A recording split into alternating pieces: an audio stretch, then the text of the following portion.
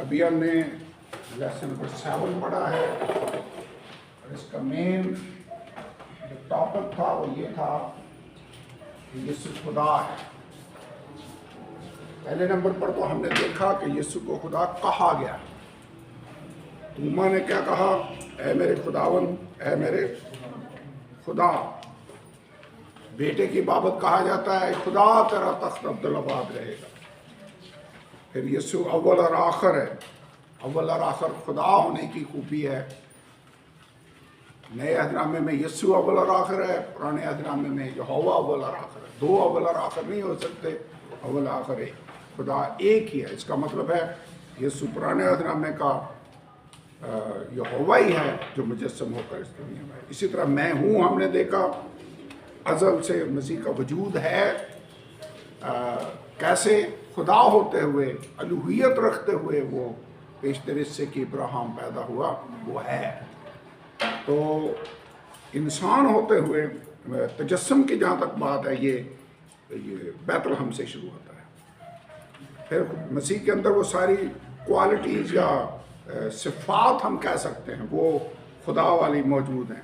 कादिर मुतलक है, अलीम और बसीर है, तमाम इल्म रखता है, हर जगह देख रहा है, हर जगह हाज़िर और नाज़िर है। उसने परस्तिश को एक्सेप्ट किया, उसने गुनाहों को माफ़ किया और फिर पैदा करने का, क्रिएट करने का इख्तियार और क़ुव्वत भी उसके पास मौजूद है। वो कहता चीज़ें वजूद में आती। तो ये साबित होती है बात कि यीशु खुदा है। अब 8वां लेसन है जिसको हम शुरू करने लगे हैं। ये अभी 7वें लेसन की रिवीजन थी। अभी लेसन नंबर 8 है जिसको कहते हैं तजस्सुम। तजस्सुम का मतलब है इनकार्नेशन, जिस्म में जाहिर होना। कलाम के अंदर लिखा है इब्तिदा में कलाम था, कलाम खुदा के साथ था और कलाम खुदा था। कलाम के लिए जो लफ्ज़ इस्तेमाल हुआ है ये हम ऑलरेडी देख चुके हैं। वो कौन सा है? लोगोस। लोगोस। तो 14 आयत यूहन्ना पहले बाब की 14 आयत में क्या लिखा है? कलाम मुजस्सम हुआ, या आप कह सकते हैं लोगोस मुजस्सम हुआ। अब मुजस्सम का तर्जुमा एम्प्लीफाइड ये करता है कि हमारे दरमियान वो खैमाजन हुआ। लोगोस खैमाजन हुआ। खैमाजन क्या होता है? जैसे खैमा हो और उसके अंदर रहता हो, तो लोगोस खैमाजन हुआ। इसका मतलब लोगोस हमारे दरमियान रहा, लिखा भी है हमारे दरमियान रहा। हमने उसका ऐसा जलाल देखा जैसा बाप के इकलौते का जलाल। लेकिन तजस्सुम के जो लफ्ज़ी मानी हैं या लुग़वी मानी हैं वो हैं जिस्म इख्तियार करना।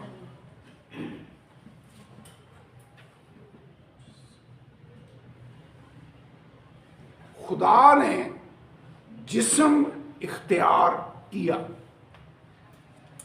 अब ये जिस्म मुक़द्दसा मरियम से पैदा हुआ। जिस्म मुक़द्दसा मरियम से पैदा, उसका ज़मीनी बाप तो था नहीं। कलाम खुदा की कुदरत, वो खुदा जिसने पूरी कायनात को तख्लीक किया, वही खुदा जिस्म इख्तियार करता है। खुदा जिस्म में ज़ाहिर हुआ। खुदा जिस्म में ज़ाहिर हुआ। पहला तिमोथियुस 3 बाब की 16 आयत पढ़ें। ये अवली आयत पढ़ते हैं।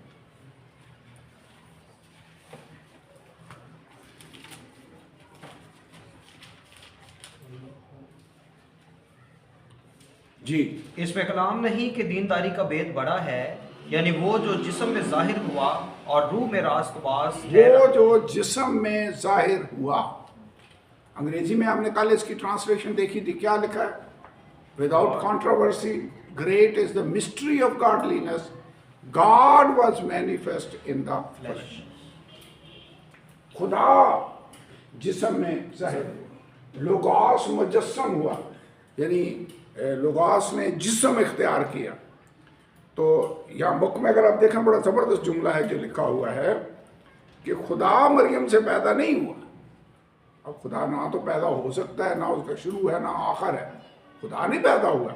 خدا مریم سے پیدا نہیں ہوا، بلکہ اس نے مقدسہ مریم کے وسیلے خود کو جسم میں ظاہر کیا، اور یہ لوگوس تھا۔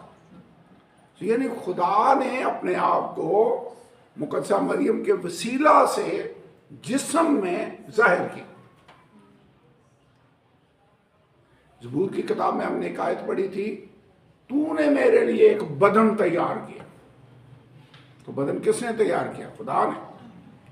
اس خدا ہی تھا جو مجسم ہوا، اس نے جسم اختیار کیا۔ اب چونکہ وہ مقدسہ مریم سے پیدا ہوا ہے، اس میں انسانی کوالٹیز بھی ہیں، لیکن وہ خدا ہے جو مجسم ہوا ہے، اس میں الوہیت کی ساری کوالٹیز بھی موجود ہیں۔ تو اسی لیے ہم اس کو ڈیول نیچر کہتے ہیں۔ دوہری فطرت اب سمجھ آ گئی ہے، ہم آلموسٹ ہر لیسن میں اس کو پڑھ رہے ہیں۔ یسوع خدا بھی ہے، انسان بھی ہے، الوہیت بھی ہے، انسانیت بھی ہے، بشریت بھی ہے، دونوں چیزیں ہیں۔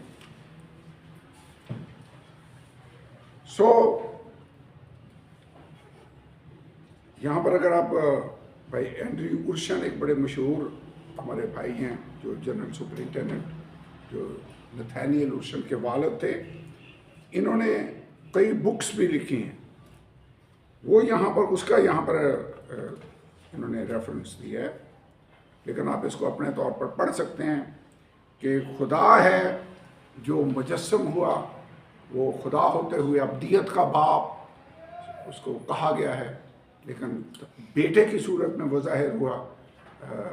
خدا نہیں پیدا ہوا، بلکہ خدا نے جسم اختیار کیا۔ خدا پیدا تو نہیں نہ ہو سکتا، but he took on the form of flesh۔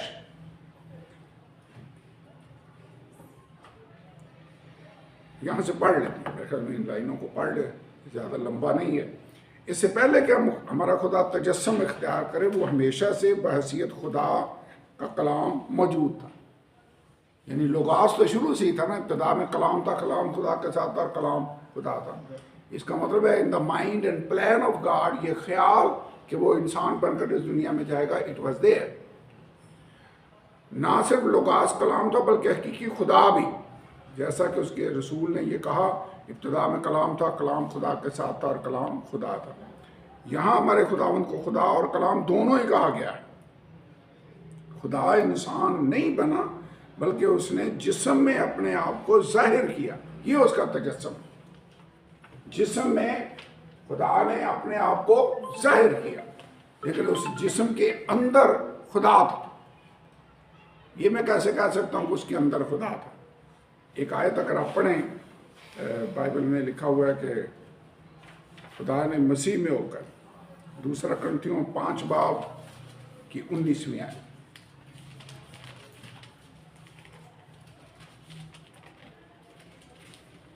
جی،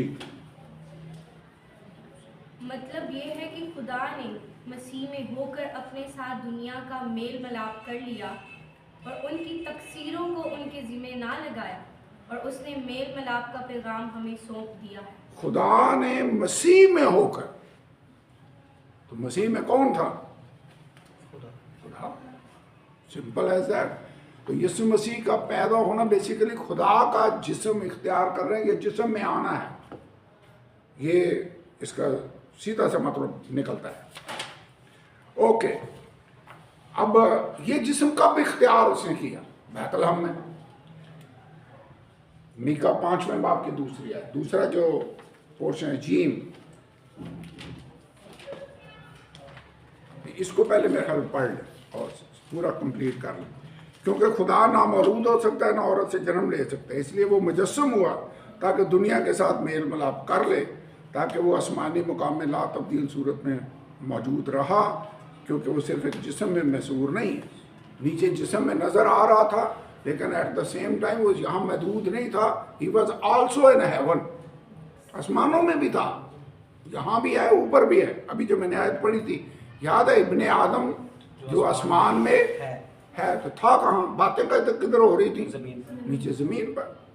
تو لکھا تاہم وہ آسمانی مقام میں لا تبدیل صورت میں موجود رہا، کیونکہ وہ صرف ایک جسم میں محصور نہیں ہے، وہ بحیثیت بیٹا جملہ خصوصیات کا حامل تھا، مگر اپنی لامحدودیت میں اس سے بھی زیادہ، یعنی خدا قادر اور ابدیت کا باپ تھا۔ وہ یعنی انسان بھی ہے لیکن لامحدود بھی تھا، خدا قادر اور ابدی باپ ہوتے ہوئے۔ اسی میں دینداری کا بھید چھپا ہے، خدا جو جسم میں ظاہر۔ کل میں نے 2 بھید بتائے تھے، جی، دینداری کا بھید اور بے دینی کا بھید۔ فرق کیا ہے؟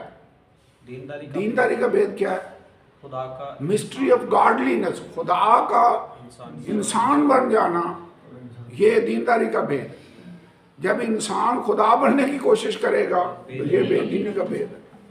جب وہ پرستش کا تقاضا کرے گا، کہے گا میرا بت بناؤ، اسے سجدہ کرتے، لیکن بے دینی کا بھید تو اب بھی تاثیر کرتا جاتا ہے، لیکن اب ایک روکنے والا ہے۔ وہاں بے دینی کے بھید کا ذکر ہے تھسلونیکیوں کے خط میں۔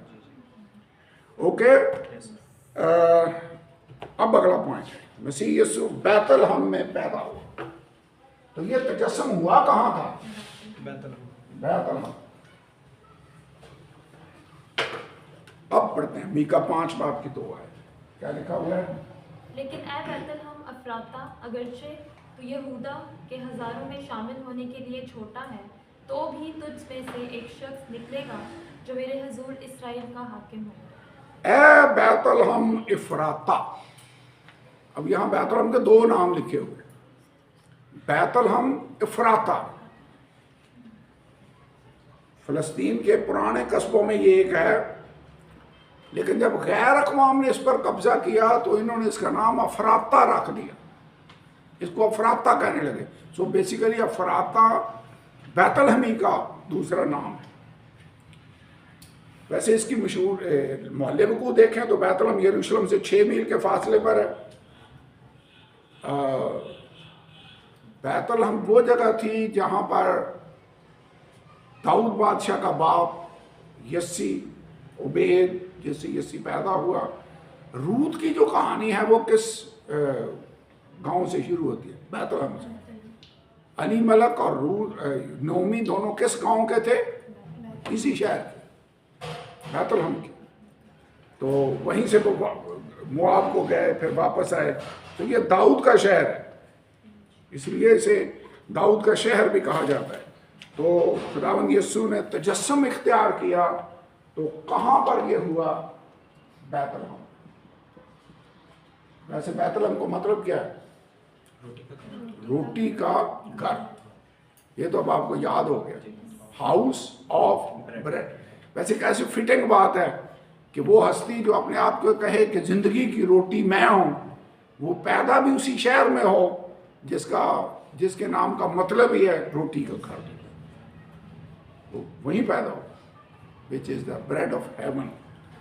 وہ روٹی جو آسمان سے اتر کر سب کو زندگی بخشتی ہے، وہ میں ہوں۔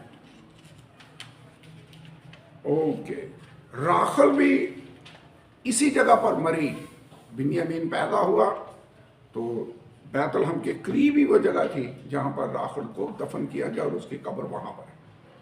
تو یہ بیت لحم کی اگر تھوڑی سی ڈیٹیل آپ جاننا چاہیں آپ اسٹڈی کر سکتے ہیں، یہ بیت لحم ہے۔ لیکن مشہور کس لیے ہے کہ یسوع وہاں پیدا۔ اس سے پہلے اتنا نہیں لوگ اس کو جانتے تھے جتنا پھر جانا جب یسوع وہاں پر پیدا ہوا۔ اب یہ بھی انٹرسٹنگ ہے، اگر آپ پروفیسی کے پوائنٹ آف ویو سے دیکھیں تو مسیح کے پیدا ہونے سے پہلے اس کی لوکیشن بتا دی گئی کہ وہ کس جگہ پر پیدا ہوگا۔ لوکیشن کون سی تھی؟ جب جگہ بتا دی جائے، اور پھر کیسے وہ پیشن گوئی پوری ہوئی کہ گو مقدسہ مریم رہتی گلیل کے شہر ناصرت میں ہے۔ تو جب فرشتے نے اس کو میسج دیا، پھر کیسے حالات بدلے، پھر وہ نام لکھوانے کے لیے وہاں پر گئے، تو عین جب اس جگہ پر تھے جس کے بارے میں آلریڈی خدا نے بتا دیا تھا کہ وہ بیت لحم میں پیدا ہوگا، تو مسیح یسوع پیدا ہوگا۔ تو دیٹ واز ایکوریسی، یعنی پیشن گوئی کا ایگزیکٹ پورا ہونا، یہ ظاہر ہے۔ اوکے، نہ صرف وہ صحیح جگہ پر ہی پیدا ہوا بلکہ ٹھیک ٹائم پر پیدا ہوا۔ اگلا جو پوائنٹ ہے وہ ہے یسوع مسیح مقرر وقت پر پیدا ہوا۔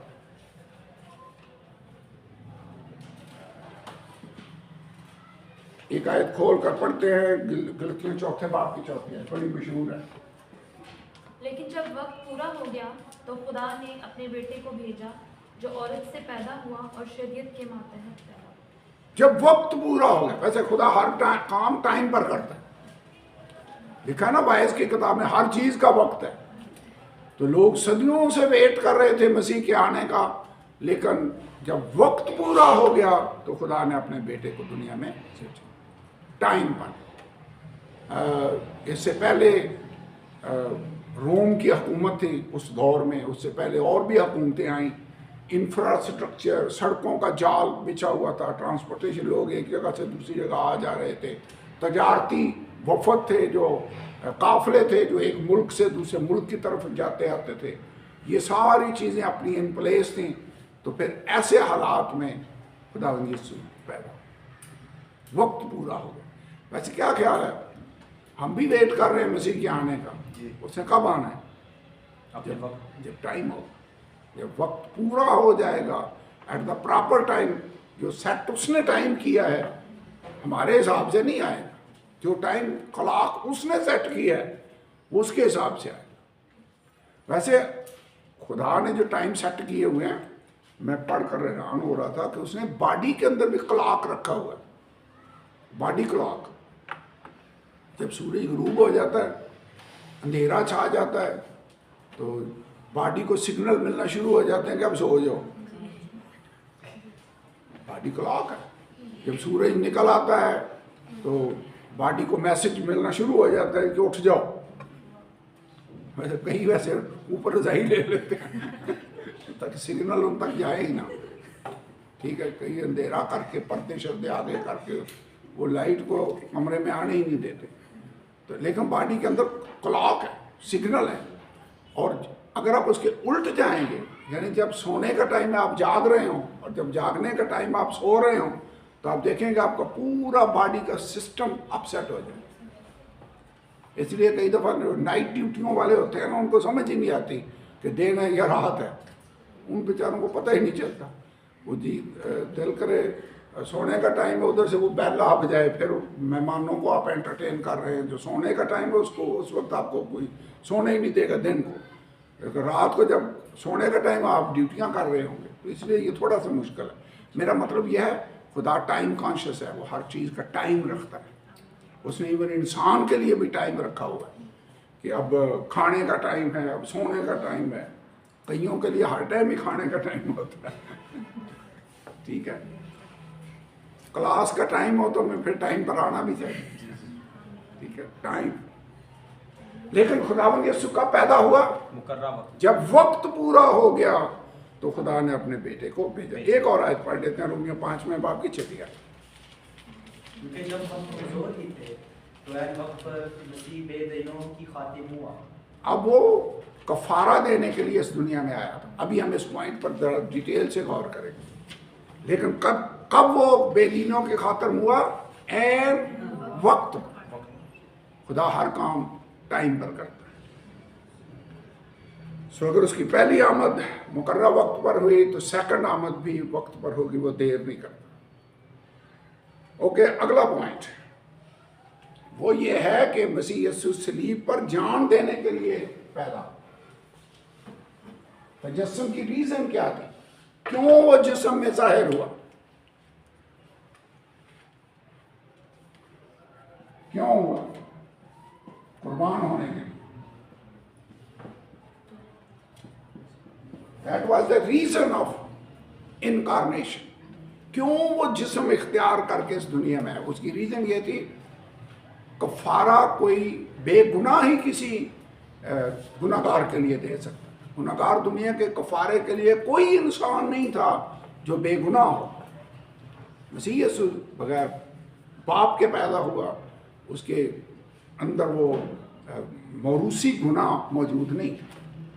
سو ہی واز اونلی کوالیفائڈ. خدا ہی پھر جسم اختیار کر کے اس دنیا میں یسعیاہ کی کتاب میں لکھا ہے، اس نے دیکھا کہ کوئی راست باز نہیں، کوئی ایسا بندہ نہیں. تو اسی کے بازو نے اس کے لیے نجات مانگا. وہ مجسم ہو کر اس دنیا میں. تو آیا وہ کس لیے؟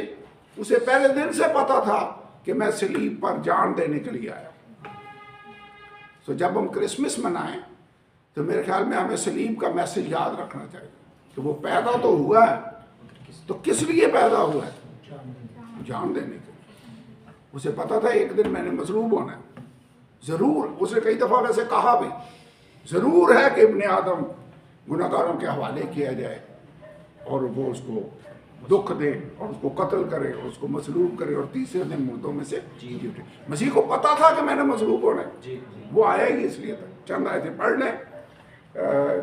یوحنا 19واں باب 10 آیت میں لکھا ہے ابن آدم کھوئے ہوں کو ڈھونڈنے اور نجات دینے کے لیے آیا۔ یوحنا 10 باب کی 10 آیت کیا لکھا ہے؟ چور نہیں آتا مگر چرانے، مار ڈالنے اور ہلاک کرنے کو، لیکن میں اس لیے آیا ہوں کہ وہ زندگی پائے اور کثرت سے۔ اس کے آنے کا مشن تھا، ویسے کیا تھا؟ زندگی دینے کے لیے، لوگوں کو بچانے کے لیے آیا۔ یہ آیت پڑھیں، پہلا تimotheus پہلے باب کی 18 آیت۔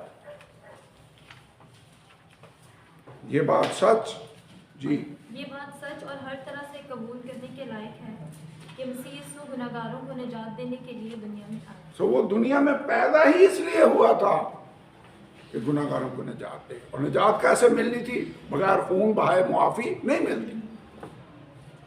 اس لیے اسے پہلے دن سے پتا تھا کہ میرا مقصد کیا ہے۔ مکاشفہ 13 باب کے 8 آیت میں کیا لکھا ہے؟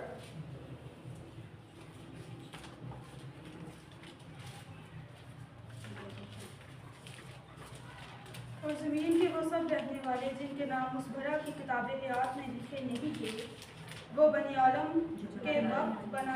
کے وقت سے ذبح ہوا ہے۔ یعنی کون سا برہ کی کتاب حیات میں نام نہیں لکھے گئے، جو بنائے عالم کے وقت سے ذبح ہوا ہے۔ اس کا مطلب مسیح کا مصلوب ہونا شروع سے ہی خداوند کے پلان میں تھا۔ That is it. مصلوب تو وہ یروشلم میں ہوا 2000 سال پہلے۔ تجسم کا مقصد کفارے کے لیے بے عیب برہ مہیا کرنا تھا۔ جو ابراہیم نے بات کہی تھی نا اپنے بیٹے کو، بیٹے نے جب پوچھا کہ لکڑیاں ہیں، آگ ہے، چھری ہے، قربانی کے لیے برہ کہاں ہے، تو اس نے کہا تھا کہ بیٹا خداوند آپ ہی قربانی کے لیے برہ مہیا کریں، آپ ہی، خود ہی۔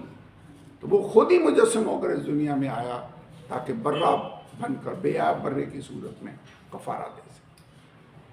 تو وہ بے عیب برہ مہیا کرنا تھا تجسم کا مقصد۔ مسیح کی پیدائش ہی کلوری پر قربان ہونے کے لیے ہوئی تھی،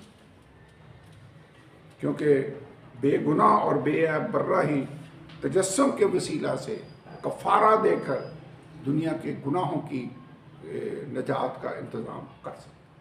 اب تجسم کا مقصد سمجھ میں آیا؟ ہم نے دیکھ لیا کہ خدا تھا، لوگوس مجسم ہو کر جسم اختیار کر کے خدا اس دنیا میں آیا۔ کیوں؟ کیونکہ اور کوئی بے گناہ شخص تھا ہی نہیں جو کفارہ دے سکتا۔ تو تجسم کا مقصد بے عیب برہ مہیا کرنا تھا تاکہ کفارہ دیا جا سکے۔ کہاں پیدا ہوا؟ بیت لحم۔ کب پیدا ہوا؟ عین مقررہ وقت پر، جب وقت پورا ہو گیا تو اس نے اسے بھیجا۔ پیدا کس لیے ہوا؟ صلیب پر جان دینے کے لیے۔ نیکسٹ پوائنٹ ہے خدا قادر مسیح یسوع میں۔ وہ جو جسم اس نے اختیار کیا وہ تھا کون جس نے جسم اختیار کیا؟ خدا قادر۔ یسوع خدا قادر تھا جس نے جسم اختیار کیا۔ یہ ہم آلریڈی آیت پڑھ چکے ہیں، پھر ایک دفعہ دیکھ لیں کیا لکھا ہے۔ مطلب یہ کہ خدا نے مسیح میں ہو کر اپنے ساتھ دنیا کا میل ملاپ کر لیا۔ خدا نے مسیح میں ہو کر، اس باڈی کے اندر کون تھا؟ خدا۔ ویسے اس سے زیادہ کلیئر بات ہو سکتی ہے۔ خدا نے مسیح میں ہو کر دنیا کے ساتھ میل ملاپ کر لیا اور ان کی تقصیروں کو ان کے ذمہ نہ لگایا، اور اس نے میل ملاپ کا پیغام ہمیں سمیت بتا دے دیا۔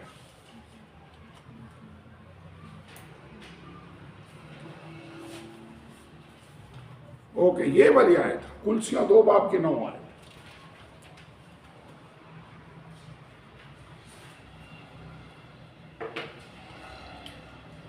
الوہیت کی ساری معموری اسی میں مجسم ہو کر سکونت کرتی ہے۔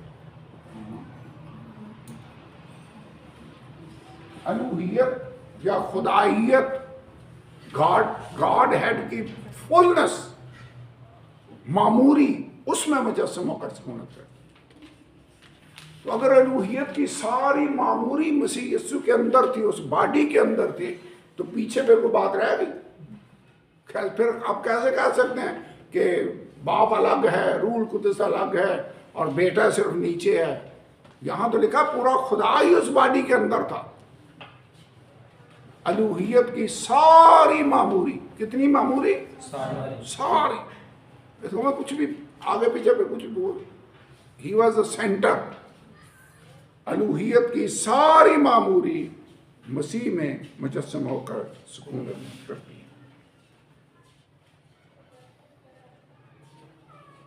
یہ مسیح یسوع ہی ہے جس میں خدا کی مکمل ہستی سکونت کرتی ہے۔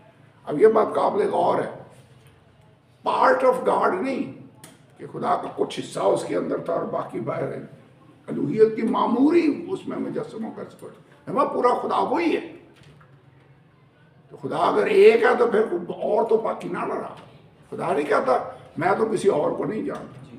اگر وہی خدا اس باڈی میں آیا ہوا تھا تو پھر تو اور کوئی ہے ہی نہیں۔ کلیئر ہے؟ سمجھ آ گئی ہے؟ میرے خیال میں اس سے زیادہ اور کلیئر بات کچھ نہیں ہو سکتی۔